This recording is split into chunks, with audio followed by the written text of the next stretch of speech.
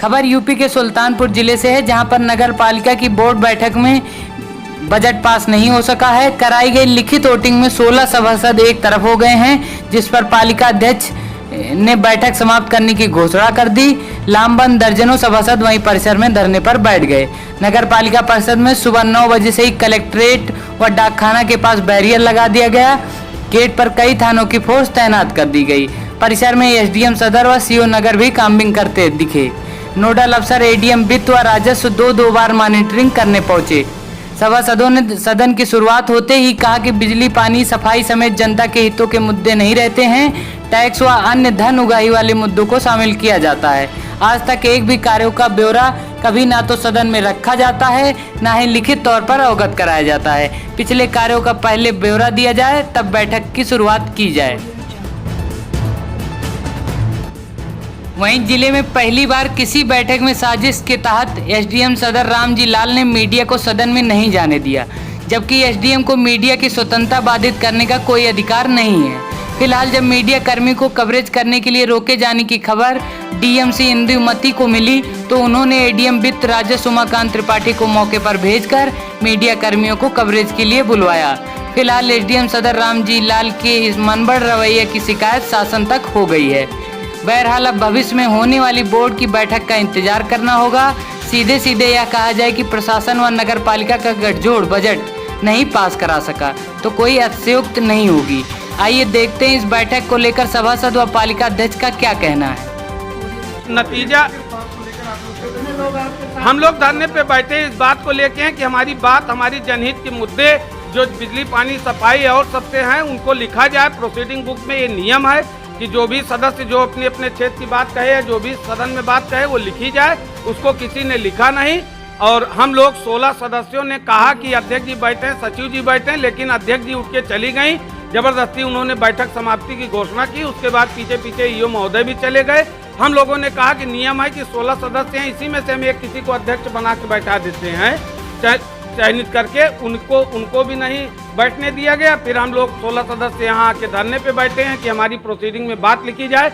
और जो भी आज दिन तक इन्होंने पहली बैठक में फर्जी अधिकार प्राप्त कर लिए थे लोगों को गुमराह करके, तो उसको भी हम लोगों ने लिखित रूप में दिया है कि सारे अधिकार जो फर्जी हैं, जो शेड्यूल में भी नहीं आए के, वो सब हम वापस लेते हैं। जो भी काम होंगे नगर पालिका में वो बोर्ड की सहमति संस्तुति के ही बाद होंगे।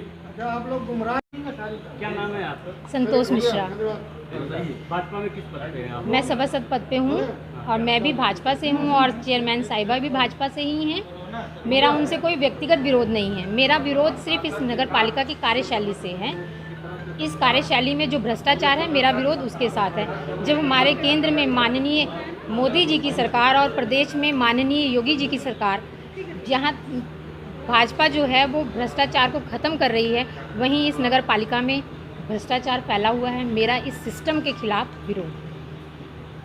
पहली बैठक में जैसे आप लोग इनके साथ थे, आज क्या वजह रही? आज भ्रष्टाचार समझ नहीं, कभी नहीं जी, पहली बैठक में सब विरोध हम करते हैं। बजट में थे। पहली बैठक, दूसरी बैठक में बजट में थे। अन्य मुद्दे जी आगे की क्या रणनीति है? आप क्या करेंगे? आप पार्टी स्तर पे बात जी अगर ये भ्रष्टाचार ऐसे चलता रहेगा तो हम पार्टी स्तर तक भी जाएंगे। ना कोई बीजेपी के ना कोई कांग्रेस के, तो वो आप काउंट करिए। ये तो आप काउंट करके लिखिए।